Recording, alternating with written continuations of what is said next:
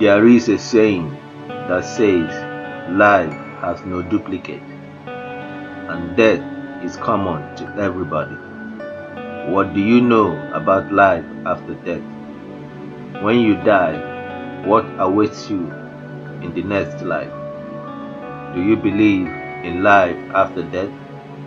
What did Jesus Christ say about life after death? In this video, you will get your answers. And there are people who also shared their near-death experiences in this video. And the doctor put a sheet between me and my right hand, and my right thumb was tore down, and there was a nurse in there, and the nurse in there made mention to the doctor that she'd never done a tourniquet before and didn't know quite how to change the valves, and the doctor said that he'd talk her through it.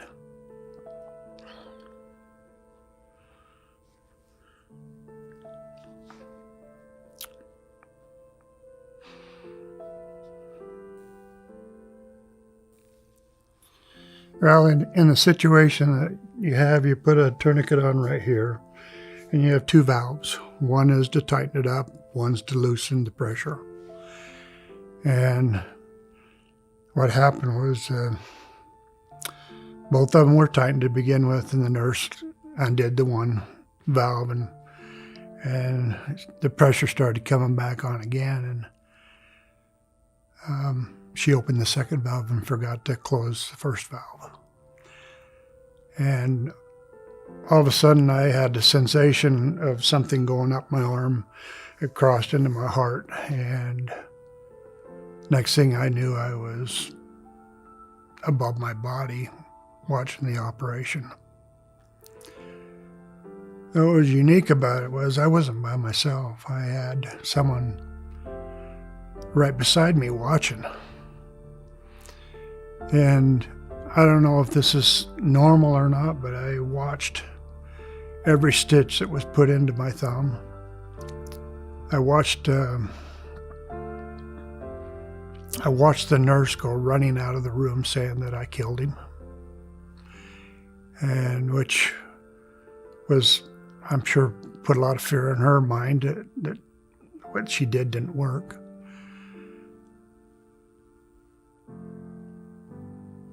But I sat, and even though I never did see the person next to me, I sat right next to him as if I knew that person. And everything was done through the mind. There was no talking. I could hear what the doctor was doing, but I could never hear mouth to mouth what was being said with the person that was next to me. And we sat there and watched the operation. And I can't tell you how long, because there was no clock on the wall, or I didn't have a watch on. We watched how serious the doctor was about finishing his surgery on my thumb. And I watched him cut me here and tear a tendon out. I saw him wrap it around my thumb, and I started watching him put me back together. Something that was supposed to be a very simple operation ended up being not so good in the end. We sat there for a little while, and I can remember I was sitting above. I was laying down, and how you lay out with your arm like this, with the sheet right here. And I was sitting right up here above watching the surgery. And then in my mind, I was told, okay, it's time to go. And I remember so vividly, I could never look back. I was instructed never to look back again. And the next thing I knew, and it was like a twinkle of an eye, I was standing in a field where the person that was with me was right next to me, but I couldn't see him. And I looked over to the left, and there was some great big tall trees. And I remember they were the most unusual looking trees, a long trunk with the leaves up on top. And there were lots of them. And then to the right of that, which would be still to the left of me, was wildflowers, just beautiful wildflowers. And they were up about to my waist. And I just remember looking and seeing how beautiful the flowers are, because it's something that I really enjoy is yard work and gardening. And I just remember the vivid colors were just magnificent. And then in front of me and then to the right was tall grass that came up probably just about my waist high. And I was just standing there. And the next thing I knew, the person that had escorted me there was not there anymore, and I was by myself. But it was so peaceful. Everything was, it was really, what I remember so vividly was I could see a long ways to my left. I could see a long ways to my right. I wasn't allowed to look back. But in front of me was at the time it seemed like a cloud. It was just a white cloud. And all of a sudden in my mind, I started watching a video of my life. And I saw it from the day that I was born until I was 28 years old.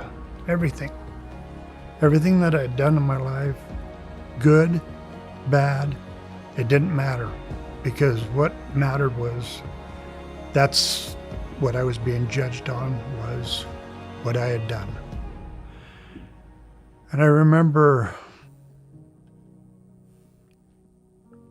some of it hurt, but some of it made me feel good. But it was what it was. I had no one there to argue with, no one to say, I didn't do that. No, I did it. But there was a lot of things at that time in my life that I wasn't really as on track on my life as I should have been. It was, at that time in my life, I was working for the government, for the Postal Service at the time, and it was all about getting ahead, making enough money. And I was working, I remember at the time I was working in Jackpot, Nevada, which is way out in the middle of nowhere. And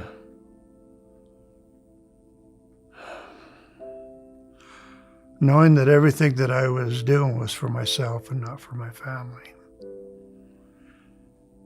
And I think probably out of all of that I watched, it was, some was good, some was bad, but I knew that I had to do better with my life.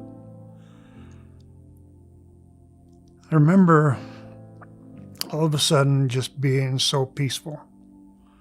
After it was all over, it was real. Nothing, there's no fake stuff. There was no, you didn't do this or I didn't do that. I did it. It was all about me. And what was so vivid was it was in my mind. I wasn't talking to anybody. I wasn't negotiating. It was all in my mind that I was visualizing. And when I got through, I went, it's over, I knew that I was dead, and I knew I was moving on. I was instructed through my mind, and that person wasn't next to me, but in my mind to get up and start working forward. And I walked up to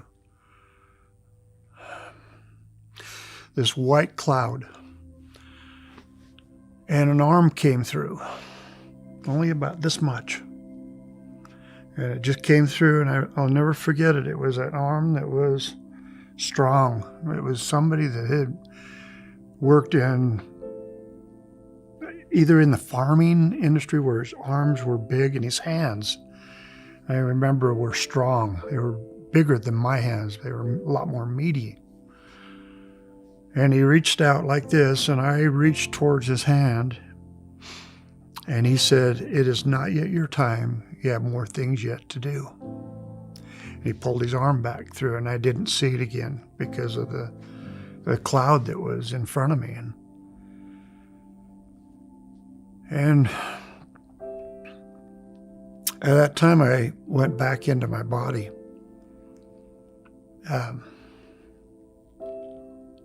The doctor said that there was a war going on inside of my body. The war was that I did not want to come back because it was so peaceful. I remember him saying, "What was going on? Why was you all over the place on that table?" And I told him that I didn't want to come back. It was too beautiful where I'd been. And come to find out, I had a paper on my chest, and it had pronounced me dead for 20 minutes. And I'd been gone. But I was gone in the most peaceful place that I could have ever went. When they wheeled me out, Connie was out in the hallway. She had no idea that anything had ever happened to me. But for 3 days, I have never had so much peace in my life as it's unbelievable, the peace that I had for 3 days laying in that hospital bed. Said, "Peace I leave with you, my peace I give unto you. Not as the world giveth, give I unto you. Let not your heart be troubled, neither let it be afraid."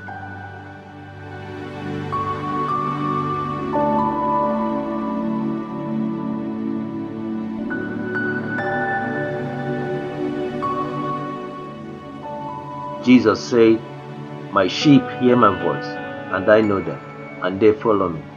And I give unto them eternal life, and they shall never perish, neither shall any man pluck them out of my hand."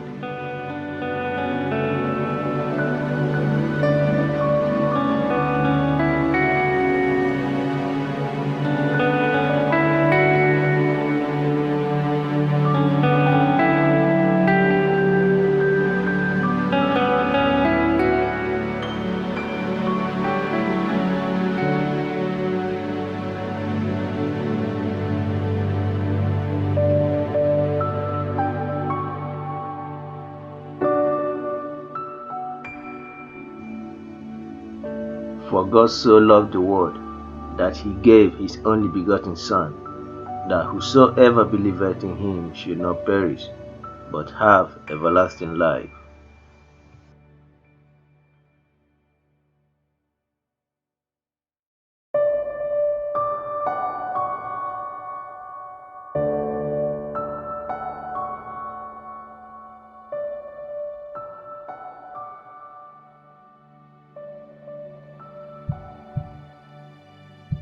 I've been blind since birth. I've never seen anything, lights or shadows. Even in my dreams at night, it's all just taste, touch, sound and smell. At age 22, I was in a serious car accident involving a drunk driver. I suffered a skull fracture, a broken back and neck. Yet it was then that I saw for the first time. It was as if my body was floating. I knew I was looking down on the scene of the accident at what I realised was the crumpled van. Having never seen anything before, it was quite frightening and strange. I was then looking down and what I realised was a body in a hospital. I recognised my wedding ring and my long hair. I thought, is that my body down there? Am I dead or what? They kept saying, "It's no good. We can't bring her back." I tried to get their attention and say that I'm fine. but it was pointless. Feeling detached from the situation, I thought, I can't get these people to listen to me, and as soon as I did, I seemed to go up through the ceiling as if it were nothing. The feeling was wonderful, to be out of there and free. I saw the streets below, other buildings, the whole city. I didn't have a physical body. I was made of light. I knew where I was going. I heard what sounded like beautiful wind chimes, beyond what I can describe, every possible tone. I was pulled up into this kind of tube or tunnel, head first towards a pinpoint of light, and the chimes turned into choirs and music.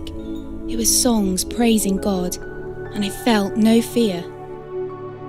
I found myself lying on grass in a place of tremendous light you could feel as well as see. There were trees, flowers, and vast numbers of people. They were made of light, and all this light conveyed love. Love was everywhere, from the trees, the grass, the birds, love. I was even welcomed by my old schoolmates who had died years before as children. They had been blind like me and severely disabled, but in this place they were shining bright and healthy, in their prime. And my grandmother, who had died 2 years previously. It was also as if this was the place where all knowledge belonged, all the answers to everything. Next to me was a figure of much greater light than anything I had seen. I knew immediately it was Jesus. I was so close to him, and he hugged me. Well, more like enveloped me.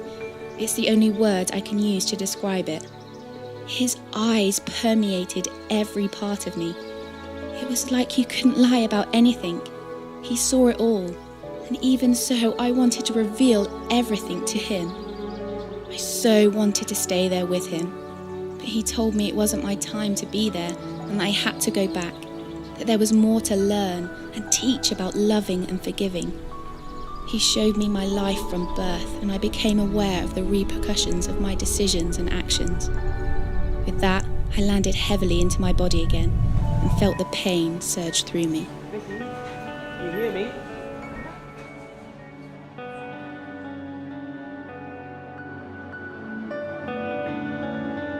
Jesus said unto her, I am the resurrection and the life. He that believeth in me, though he were dead, yet shall he live.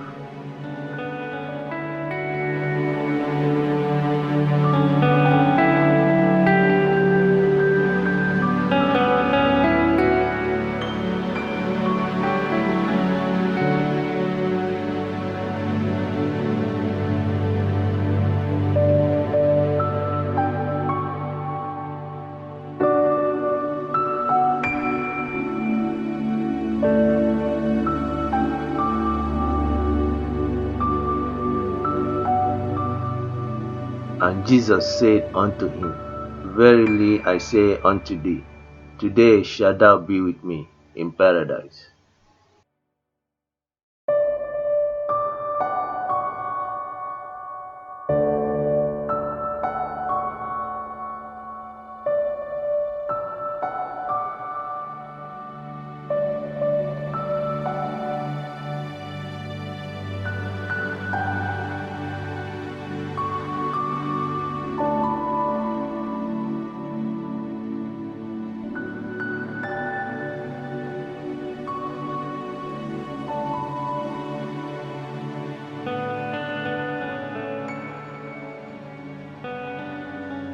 The thief cometh not but for to steal, and to kill, and to destroy.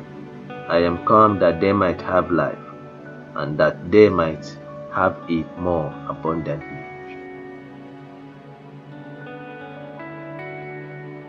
Tell us what you're doing at the moment. What are you looking at? What are you trying to find out about? Thank you, John. Thinking more clearly than ever before, while your heart is stopped and there's no blood going to your brain. Looking down and seeing your body on the operating table and noticing details, unexpected details that your surgeon later verifies for you. Meeting deceased loved ones, family and friends who you thought were still alive. Meeting deceased people who you don't know, but later recognized from family photos. All these are things that happen in some near-death experiences that may have some bearing on the question of whether we survive death of the body, which is our topic for tonight. Is it possible that our consciousness or our mind survives bodily death? There's a wide range of human experiences that suggest this is exactly the case. Near-death experiences occur to us when we're on the threshold of death, and therefore they raise the possibility that they may teach us something about what happens after death. Now, I've been collecting and analyzing near-death experiences for more than 40 years, and I have detailed information about more than 1,000 of these cases. Each one is unique, filtered through the individual's background and personality, but there are some features that they all share in common. And some of these common features have important bearing on the question of whether we survive death and whether some part of us does, and if so, what part is that? One of these features that may have some bearing on the question of survival is enhanced mental functioning, thinking clearer than ever, seeing more vividly, forming more detailed memories at a time when your brain is seriously impaired. Now, how is that possible? It seems to defy common sense, and yet it happens. James was a 25-year-old nurse who got deeply depressed and decided to end his life. He took some medications from the hospital where he worked, took an overdose, and lay down on his bed expecting to die. He didn't. In fact, he became sicker and sicker, very nauseous with painful stomach cramps, and decided maybe he better call for some help. So he roused himself, tried to get out of bed and get to a telephone. But by this time, the drugs had kicked in and were making him very unsteady. He had trouble standing, trouble walking. Not only that, but the drugs were making him hallucinate, and he was seeing little people all around his bed, making it hard for him to get to the telephone. At this point, he told me, he drew up out of his body and was several feet above his body and behind it, thinking very clearly. And he looked down at his body, staggering around, looking very confused. He remembered being in the body and hallucinating, but from where he was, up above, he couldn't see these little people. Now that convinced James that his mind and his body were not the same thing. And it suggests that I need to think about that also. Are they the same thing? Another feature common to NDEs that makes us question whether we survive is seeing things accurately from some visual perspective not in the body. This too defies common sense. How can you see if you're not in the body? And yet it happens. Al was a 55-year-old truck driver who went to the emergency room with irregular heartbeat.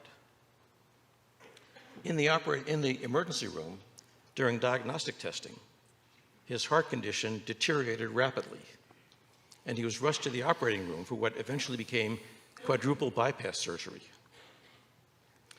In the middle of this operation, he felt himself rising up out of his body and floating weightless above it. He looked down and, to his surprise, saw himself there, lying on the table, with a sheet over his body. And he saw his surgeon down there, looking very perplexed. And as Al described it, his surgeon was flapping his arms as if he was trying to fly. Al didn't understand that. And frankly, I didn't either. I've been working as a doctor for more than 40 years in hospitals. I'd never seen a surgeon do that. I later talked to Al's doctor and asked him about this. And he acknowledged that, yes, he had done that. That where he had trained in his home country to be a surgeon, he had developed this habit. When he walks into the operating room, all scrubbed in, with sterile gloves on, and his residents and interns, his assistants, are starting the operation, he doesn't want to risk touching something not in the sterile field with his clean hands. So he puts them where he knows they won't touch anything sterile. And then he instructs his interns, here, cut over there, pull back over there. So what Al thought was trying to fly was just instructing his assistants on how to do the operation. Now, how did Al know this? How could he see this? This is not an isolated case. A recent survey of more than 100 near-death experiences in which people reported seeing things from an out-of-body perspective found that more than 90% were completely accurate in what they said.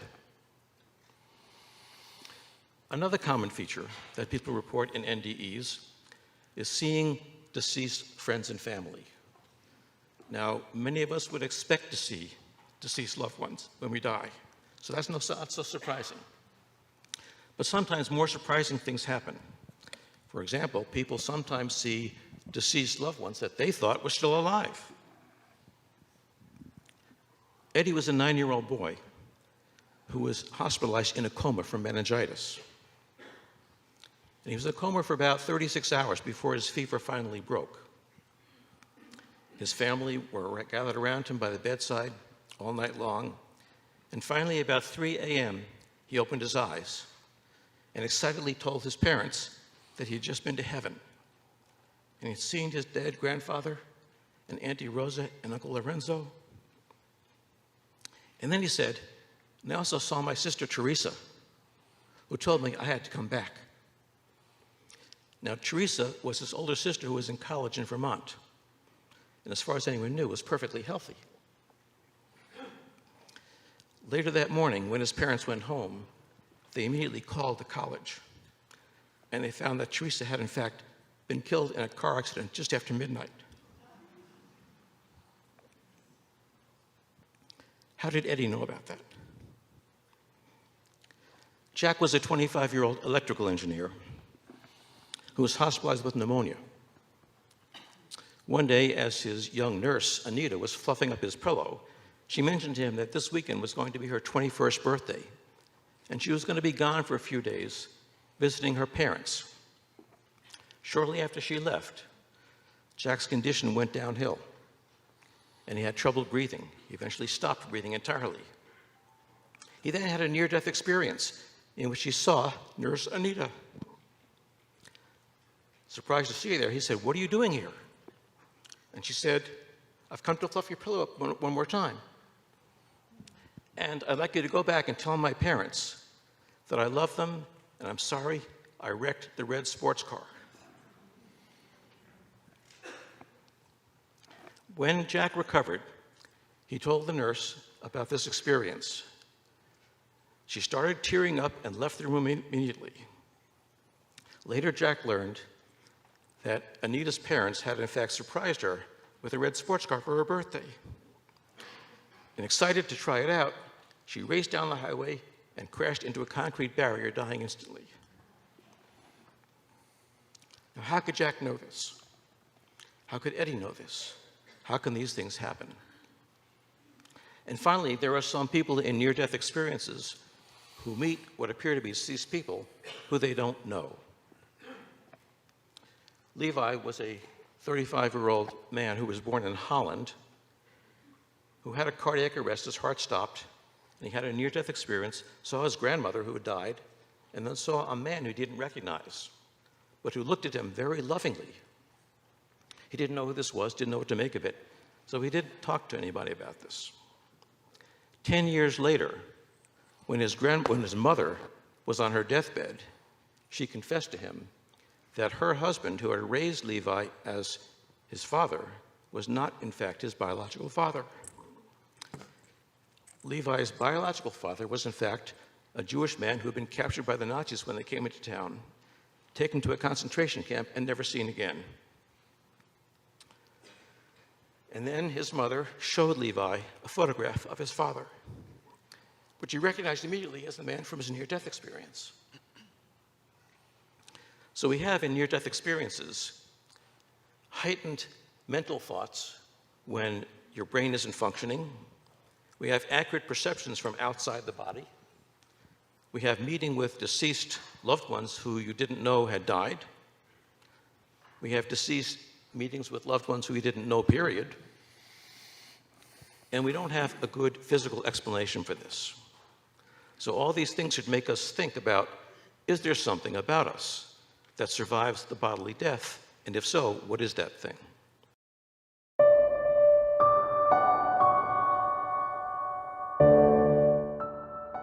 Jesus said in Matthew chapter 10 verse 28, "And fear not them which kill the body, but are not able to kill the soul, but rather fear him which is able to destroy both soul and body in hell."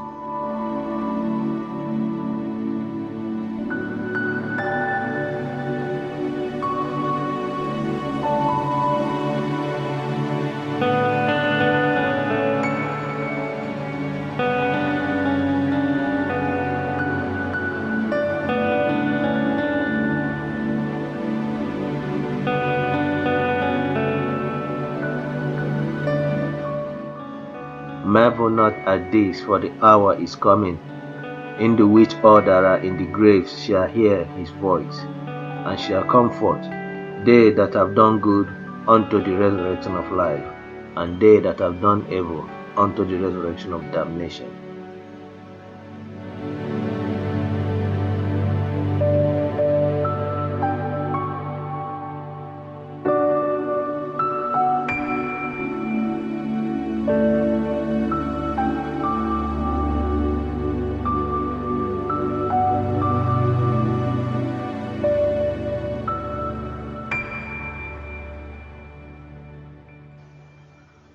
For what shall it profit a man, if he shall gain the whole world, and lose his own soul?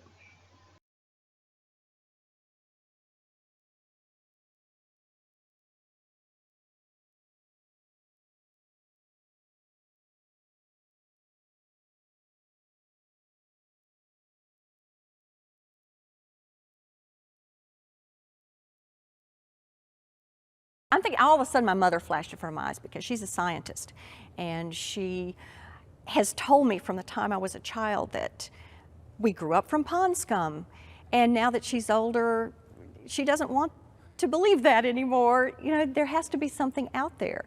I think the thing that struck me the most was that it had no meaning to life. I realized that if the universe, emerged out of just blind material forces, and life emerged, by cosmic accident. In other words, if there was no God and all we have are blind material forces, then human life really has no meaning. And that was the thing that was hardest for me when I was wrestling with, is there a God? Or, is evolutionary naturalism all that really, is that the truth? Is that really true? And I realized that if that's true, there's no sense of meaning, there's no sense of purpose. And what happens after you die? I grew up with a child's faith, and it's very simple, and yet you don't realize how profound it is until you give it up. And when you realize, I knew I would go to heaven when I died. I knew I would be with God. Well, all of a sudden, if you're not a Christian, what does happen when you die? Is this, you die, you rot? Is that all there is to life? And if so, what meaning is there to everything you do right now? Everything you do right now will be forgotten. Everything you accomplish will be undone. You start a school, you start a magazine, you create wonderful things. It'll all die, it'll all decay. All your relationships everyone you love will die, and they will decay. Everything you choose that you put your life into is temporary. Where are the eternal things? What's going to really last? How can I make sure I'm building my life on something that will last, that will have some kind of eternal or cosmic significance? I realized that there was nothing. That was the hardest part. I realized that everything I did had no meaning if there was, no spiritual realm, no afterlife, nothing beyond this world. Do you believe in God? Most of them do. I say, you believe in a afterlife? And most of them do. And if they don't, I'd give them some near-death evidence. I say, can you explain this? And they'll mostly say, because the near-death evidence is heavy. It is really good. And some of them will say, yeah, I think you got me. I kind of would like to believe in life after death anyway. That's pretty good. And then I'll say, look, the kind of world that you think is demonstrated by the news, near-death experiences and so on, it says that something's going on, there's another world out there. But have you ever thought about this? The world that near-death experiences evidences, i.e. an afterlife, is the world in which Jesus was raised. In other words, a near-death experience is not the resurrection and vice versa. But if there already is an afterlife, as indicated by your private beliefs or by near-death experiences, then when I talk about resurrection, it shouldn't sound so incredible to you because you don't know about individual men rising from the dead. That just tells me Jesus is unique. But you do know about the category called afterlife, and you enjoy reading those stories when they pop up in the paper because you believe in the afterlife. I'm talking about the realm that you think doesn't exist when I talk about the resurrection, but you think do exist when you read about near-death experiences. So if there's an afterlife, welcome to the world of resurrection.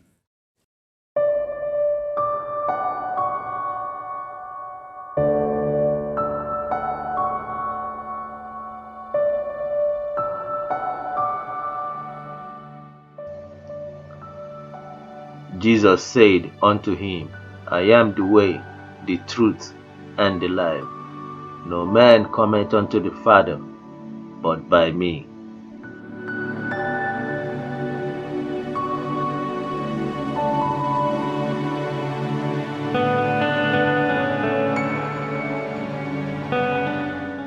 In my Father's house are many mansions.